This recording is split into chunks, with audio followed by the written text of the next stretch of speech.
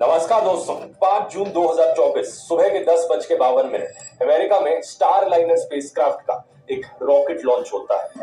Ignition and liftoff of Starliner Atlas V. इसमें बैठे हैं नासा के दो बड़े एक्सपीरियंस्ड एस्ट्रोनॉट्स, कमांडर बैरी बुच विल्मोर और पायलट सुनीता विलियम्स, जो कि जा रहे हैं इंटरनेशनल स्पेस स्टेशन की एक छोटी सी ट्रिप पर। जिस स्पेसक्राफ्ट में ट्रैवल कर रहे हैं स्टार लाइनर, इसके बारे में एक बड़ी खास बात है, इसे एक प्राइवेट कंपनी ने बनाया है, बोइंग। वही कंपनी जो एरोप्लेन्स भी बनाती है और जिसके हाल ही में कई सारे एरोप्लेन्स क्रैश किए हैं। स्टार लाइनर स्पेसक्राफ्ट अभी भी एक तरह से डेवलपिंग स्टेज में है और ये पर्टिकुलर मिशन एक आखिरी पड़ाव था बोइंग स्टार लाइनर की काबिलियत को टेस्ट करने के लिए। इसलिए इस मिशन का नाम लिटरली रखा गया था बोइंग क्रू फ्लाइट टेस्ट। अगले दिन करीब 27 घंटे बाद 1:34 पर यह स्पेसक्राफ्ट इंटरनेशनल स्पेस स्टेशन में डॉकिंग करने लगता है। ये डॉकिंग सक्सेसफुल होती है और कुछ ही देर बाद दोनों एस्ट्रोनॉट्स बड़े खुशी खुशी स्पेस स्टेशन में एंटर करते हैं। इस वीडियो को देखिए, पायलट सुनीता विलियम्स कितनी एक्साइटेड है एंट्री के बाद। इस सक्सेसफुल डॉकिंग का मतलब था कि बोइंग दुनिया की दूसरी प्राइवेट कंपनी बन गई, एक ह्यूमन ऑर्बिटल स्पेसक्राफ्ट बनाने और उड़ाने वाली। इससे पहले ये काम सिर्फ स्पेसएक्स ने किया था और आज तक दुनिया में सिर्फ 3 देश ही ऐसा कर पाए हैं, रशिया, यूएसए और चाइना। लेकिन इस खुशखबरी का जश्न ज्यादा दिन चलने वाला नहीं था। ये स्टार लाइनर मिशन सिर्फ 8 दिन का मिशन होना था। 8 दिन बाद इन एस्ट्रोनॉट्स को वापस धरती पर आ जाना था। लेकिन आज 3 महीने बाद भी ये दोनों एस्ट्रोनॉट्स वही स्पेस में फंसे हुए हैं। इस स्पेसक्राफ्ट में कई सारी समस्याएं हैं जिसकी वजह से इसे वापस इस्तेमाल नहीं किया जा सकता। नासा के अनुसार ये एस्ट्रोनॉट्स 8 महीने तक वहीं फंसे रहेंगे। आखिर कैसे हुआ ये फेलियर, बोइंग कंपनी पर कितना ब्लेम जाता है, आइए समझते हैं इस पूरी सिचुएशन को आज के इस वीडियो में।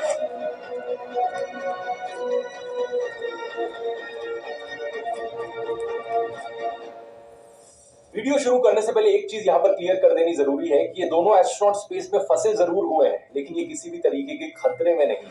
इंटरनेशनल स्पेस स्टेशन 350 फीट से ज्यादा लंबा है एंड टू एंड। यहाँ पर काफी लोगों को अकोमोडेट करने की जगह है। जो लिविंग और वर्किंग स्पेस यहाँ पर मौजूद है, ये 6 बेडरूम घर से भी ज्यादा बड़ी जगह है। यहाँ पर 6 लोगों के सोने की जगह है, जहाँ पर खाने का, पानी का, कपड़ों का और ऑक्सीजन का सब चीजों का इंतजाम है। 2 बाथरूम है, एक जिम है और एक 360 डिग्री व्यू वे विंडो भी है। हालांकि ऐसा भी नहीं कि ये कोई बहुत बड़ा लग्जरी होटल हो, लेकिन कंफर्टेबल रहने के लिए, सरवाइव करने के लिए अच्छी जगह है। इंटरनेशनल स्पेस स्टेशन का खुद का एक ऑक्सीजन जनरेटिंग सिस्टम है, जो पानी की इलेक्ट्रोलिसिस से ऑक्सीजन जनरेट करता है और साथ ही साथ ऑक्सीजन को रिसाइकल भी करता है। जब हम सांस बाहर छोड़ते हैं तो उसमें कार्बन डाइऑक्साइड की ज्यादा मात्रा होती है, लेकिन काफी हद तक ऑक्सीजन फिर भी मौजूद होती है। तो उस ऑक्सीजन को एक्सट्रैक्ट कर पाना और उसे रिकवर करके वापस से यूज करना, ये वो काम करता है। इसी तरीके से पानी के लिए भी एक बहुत बढ़िया रिसाइकलिंग सिस्टम बना हुआ है, जहाँ पे पेशाब को रिसाइकल किया जाता है और उसे ड्रिंकिंग वाटर बनाया जाता है। लेकिन इसके अलावा ये पानी वाला रिसाइकलिंग सिस्टम मॉइस्चर को भी कैप्चर कर लेता है, जो सांस में रिलीज होता है या फिर पसीनों में आता है। खाने की बात करी जाए तो करीब 6 महीने तक का रिजर्व खाना इंटरनेशनल स्पेस स्टेशन में मौजूद है, लेकिन हर 5 से 6 महीने के बीच में वैसे ही इंटरनेशनल स्पेस स्टेशन में मौजूद जो क्रू मेंबर्स हैं वो रोटेट करते रहते हैं। जैसे कि इस वक्त एक्सपीडिशन 71 के क्रू मेंबर स्टेशन में मौजूद है। जो वीडियो आपने पहले देखा था जिसमें सुनीता विलियम्स बड़ी एक्साइटेडली एंटर कर रही थी स्टेशन में, उसी वीडियो में आप और एस्ट्रोनॉट्स को भी देख सकते हो जो इस एक्सपीडिशन 71 का हिस्सा है, जो वहां ऑलरेडी मौजूद थे। ये है नासा के 4 astronauts, Matthew Dominick, Mike Barratt, Jeanette Epps और ट्रेसी सी डायसन, और रशियन स्पेस एजेंसी रोस्कोसमोस के 3 astronauts, Oleg Kononenko, Nikolai Chub और अलेक्जेंडर ग्रेबेन के।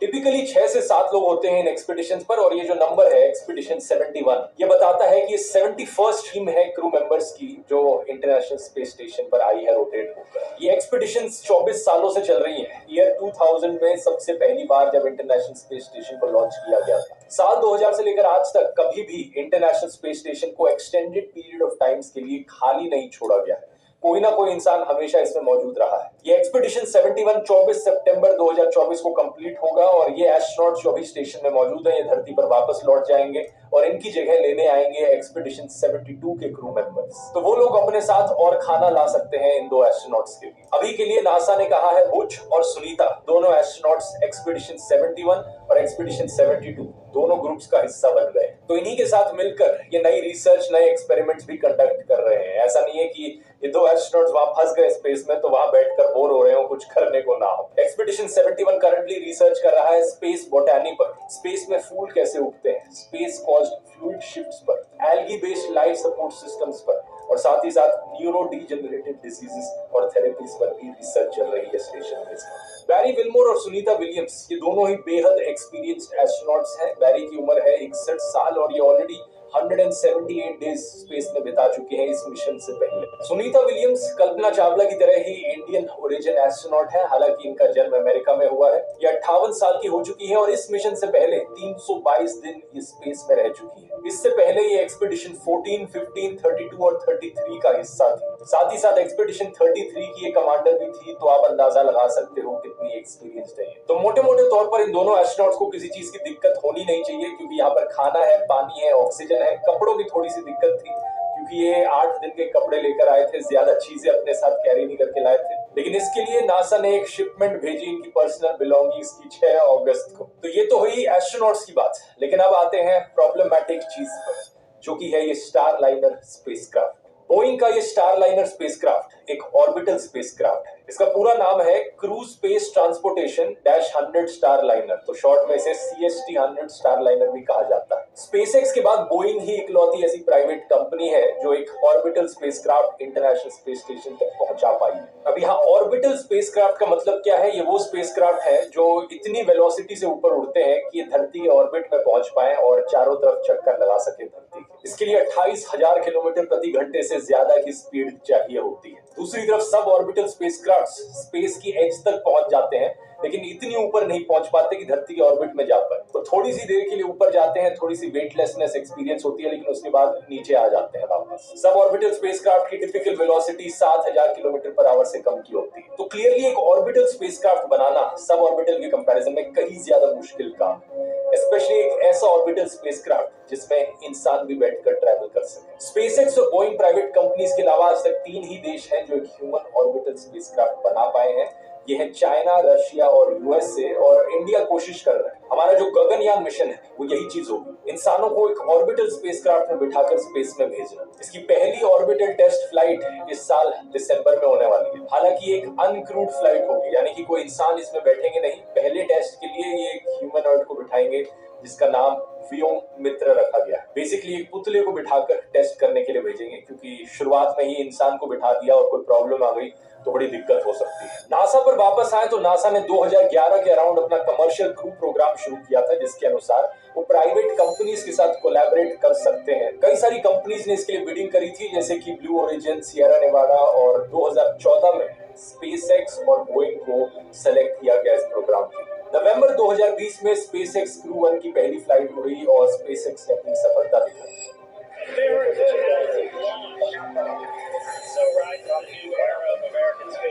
इनका जो स्पेसक्राफ्ट था वो था ये क्रू ड्रैगन नाम से, जो कि काफी मिलता जुलता है बोइंग के स्टारलाइनर स्पेसक्राफ्ट से जो ऐसा दिखता है। ऊपर जो क्रू का मॉड्यूल है वहां पे 7 लोगों के बैठने की जगह है, यहाँ खिड़की लगी है, साइड हैच है, और अंदर से आप इसका व्यू देख सकते हैं। 5 पर्सन का क्रू सेटअप दिखा रखा है। नोट करने वाली चीज है यहाँ पर थ्रस्टर्स, जिनकी मदद से ये स्पेसक्राफ्ट उड़ता है और मूव करता है अलग अलग डायरेक्शन से। ये थ्रस्टर्स ही बाद में जाकर मुसीबत की जड़ बनते हैं, जिसकी वजह से आज वहां एस्ट्रोनॉट स्पेस में फंसे हुए हैं। अब जीवन में ऐसी अनसर्टेनिटीज और मुश्किल वक्त कभी भी आ सकता है किसी के लिए भी, खासकर आज के समय में जहां इतनी सारी अलग अलग प्रकार की बीमारियां हो सकती हैं। हमें खुद को और अपने परिवार को ऐसी अनसर्टेन सिचुएशन से सिक्योर्ड रखने के लिए हेल्थ इंश्योरेंस का होना इंपॉर्टेंट हो जाता है, स्पेशली आज के समय में जहां एक्सपर्ट्स क्लेम करते हैं कि health insurance is the need of the hour. Medical inflation India में 14% पर पहुंच चुका है। 2021 की फाइनेंस कमीशन रिपोर्ट के अनुसार 70% एक्सपेंडिचर जो होता है हेल्थ पर वो आउट ऑफ पॉकेट होता है, जिसकी वजह से 60 मिलियन इंडियंस हर साल पॉवर्टी में धकेले जाते हैं। और नेशनल इंश्योरेंस एकेडमी की 2023 की रिपोर्ट, जिसे अनवील किया गया था IRDAI के द्वारा, इसके अनुसार देश में 73% पॉपुलेशन हेल्थ इंश्योरेंस से कवर्ड नहीं है। IRDAI ने तभी अपना विजन बनाया इंश्योरेंस फॉर ऑल बाय 2047। अब ऐसा नहीं है दोस्तों कि हेल्थ इंश्योरेंस लेने से आपको कोई हेल्थ प्रॉब्लम्स नहीं होंगी, लेकिन इससे एक पीस ऑफ माइंड मिलता है और आपको फाइनेंशियल एड मिलती है जब आपको उसकी जरूरत हो सबसे ज्यादा। टॉपिक पर वापस आते हैं। स्टारलाइनर CFT की पहली लॉन्च डेट रखी गई थी 6 मई 2024, यानी कि जो लॉन्च 5 जून को हुआ है वो एक्चुअली में 6 मई को होना था, लेकिन 6 मई को काउंटडाउन लॉन्च से सिर्फ 2 घंटे पहले रोक दिया जाता है एक फॉल्टी प्रेशर वॉल्व के चलते। ये जो एटलस 5 रॉकेट है जिससे स्पेसक्राफ्ट अटैच्ड है, इसके ऊपर का एक प्रेशर वॉल्व खराब निकलता है। फिर 1 जून को एक दूसरा अटेम्प्ट किया जाता है और लॉन्च से सिर्फ 4 मिनट पहले एक बार फिर से इसे कैंसिल कर दिया जाता है। इस बार कोई इंसान नहीं बल्कि कंप्यूटर अबॉर्ट सिस्टम इसे कैंसिल करता है। Another setback for Boeing Saturday. Officials said the mission was halted minutes to go before liftoff by a computer abort system. फिर जब 5 जून का दिन आता है, यकीन नहीं करोगे, उस लॉन्च से पहले भी बोइंग और नासा के इंजीनियर्स एक हीलियम लीक को मैनेज करने में लगे हुए थे। हीलियम वो मेन गैस है जिसकी वजह से प्रोपल्शन सिस्टम चलता है और स्पेसक्राफ्ट के थ्रस्टर्स को फायर किया जाता है। जब ये स्पेसक्राफ्ट इंटरनेशनल स्पेस स्टेशन से जाकर अटैच होता है, डॉक करता है उसमें, तो एग्जैक्टली इसे लाइन पर लाना, डॉक करना, अनडॉक करना, यहाँ पर ये थ्रस्टर्स काम आते हैं और इन्हीं थ्रस्टर्स को चलाने के लिए हीलियम की जरूरत होती है। नासा और बोइंग के इंजीनियर्स ने कहा कि हीलियम लीक हो रही है यहाँ पर एक डिफेक्टिव सील की वजह से, लेकिन ये लीक को इतनी बड़ी चीज नहीं है, ये मैनेजेबल है और इससे कोई ज्यादा बड़ी प्रॉब्लम नहीं होने वाली। इसलिए 5 जून को ये लॉन्च आगे बढ़ता है।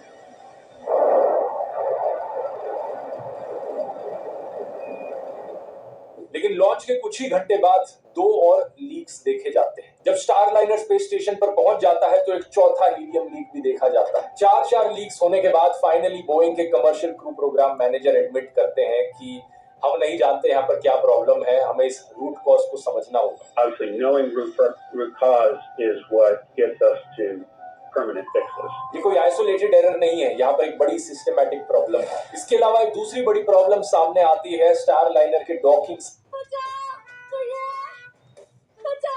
जिंदगी में सेव करना जरूरी है, मगर जब बात पैसों की हो, सिर्फ सेविंग्स से काम नहीं चलेगा। इक्विटी म्यूचुअल फंड्स में इन्वेस्ट कीजिए और अपने सेविंग्स को आगे बढ़ने का मौका दीजिए। Mutual fund investments are subject to market risk. Read all scheme related documents carefully. से कुछ घंटे पहले पता चलता है कि 28 थ्रस्टर्स जो इस स्टारलाइनर पर लगे हुए हैं, उनमें से 5 तो ढंग से काम ही नहीं कर रहे। ये होता देख स्पेसक्राफ्ट कमांडर बुच विल्मोर को मैनुअल कंट्रोल अपने हाथ में लेना पड़ता है। ग्राउंड पर मौजूद इंजीनियर्स के साथ में काम करके थ्रस्टर्स को रीसेट करते हैं और दोबारा से फायर करते हैं। 5 में से 4 थ्रस्टर्स वापस से काम करने लग जाते हैं और स्टारलाइनर इंटरनेशनल स्पेस स्टेशन में सक्सेसफुली डॉक कर जाता है। स्टीवन स्टिच, नासा के कमर्शियल क्रू प्रोग्राम मैनेजर, का कहना है कि ये फेलियर एक डेटा इशू की वजह से था, थ्रस्टर के हार्डवेयर से कुछ लेना देना नहीं था इसमें। लेकिन इन्हीं सब प्रॉब्लम्स की वजह से नासा पर कई सारे सवाल उठ रहे थे। क्या स्टारलाइनर स्पेसक्राफ्ट का सही में ही एस्ट्रोनॉट्स इस्तेमाल कर सकते हैं वापस धरती पर लौटने के लिए, जब इतने सारे लीक्स हमें देखने को मिल रहे हैं और यहाँ पर थ्रस्टर्स भी काम करना बंद कर जा रहे हैं बीच में। 6 जून के बाद नासा और बोइंग ने कुछ हॉट फायर टेस्ट कंडक्ट किए इन थ्रस्टर्स को चेक करने के लिए। इन टेस्ट में इन्होंने नोटिस किया कि ये थ्रस्टर्स ओवरहीट कर रहे हैं और इसकी वजह से ढंग से काम नहीं कर रहे। इन्होंने पाया कि कैप्सूल के मैनुअल कंट्रोल सिस्टम पर डायरेक्ट सनलाइट एक्सपोजर की वजह से ये ओवरहीटिंग हो रही है। जब इन थ्रस्टर्स को दोबारा से टेस्ट किया गया बिना सनलाइट के, तब ये नॉर्मली ऑपरेट करते हुए पाए गए। लेकिन ओवरऑल ये इंजीनियर्स इस बात पर श्योर नहीं थे कि स्टारलाइनर जब वापस लौटेगा तो इसमें ओवरहीटिंग की प्रॉब्लम दोबारा होगी या नहीं होगी। यही कारण की फैसला लिया गया स्टारलाइनर बिना एस्ट्रोनॉट्स के धरती पर वापस लौटेगा और वो एस्ट्रोनॉट्स अभी के लिए स्पेस स्टेशन में ही रहेंगे। ओवरऑल ये एक अच्छी खबर है कि नासा ने सेफ्टी को प्रायोरिटी दी, नहीं तो सबके मन में वही 2003 वाला चैलेंजर डिजास्टर था जहां पर कल्पना चावला वापस लौट रही थी धरती पर और उनका स्पेसक्राफ्ट एक्सप्लोड कर गया। इसके बाद डिटेल में मैंने कल्पना चावला वाले वीडियो में करी थी कि एग्जैक्टली वहां पर क्या गलती हुई थी। यहाँ नासा ने अब फैसला लिया कि सुनीता विलियम्स और बैरी विल्मोर को वापस धरती पर लाने के लिए वो स्पेसएक्स के क्रू ड्रैगन स्पेसक्राफ्ट का इस्तेमाल करेंगे। फरवरी 2025 में जब स्पेसएक्स का क्रू 9 मिशन ISS पर जाएगा, उस मिशन में 4 लोगों की जगह सिर्फ 2 को ही भेजा जाएगा ताकि ये 2 एस्ट्रोनॉट्स वापस उसके साथ लौट जाए। तो क्योंकि ये चीज अगले साल फरवरी में ही होगी, तो इन टोटल ऑलमोस्ट 9 महीने ये दोनों एस्ट्रोनॉट्स स्पेस में बिताएंगे।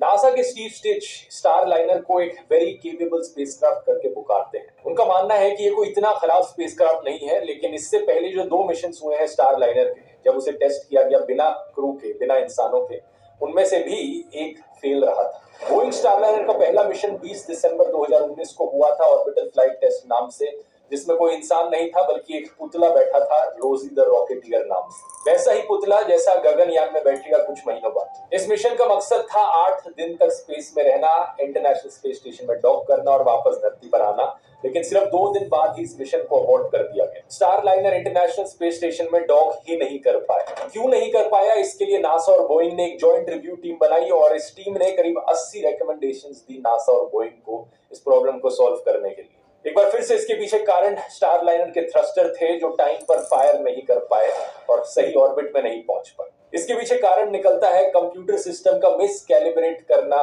टाइमिंग को। स्टीव स्टिच ने उस वक्त कहा था कि नासा बोइंग को सफिशिएंट ओवरसाइट नहीं प्रोवाइड कर पाया, जिसकी वजह से इस सॉफ्टवेयर प्रॉब्लम्स आ गई। इसके बाद दूसरा टेस्ट हुआ था 19 मई 2022 को, बोइंग ऑर्बिटल फ्लाइट टेस्ट हुई और इस बार ये सक्सेसफुल रहा।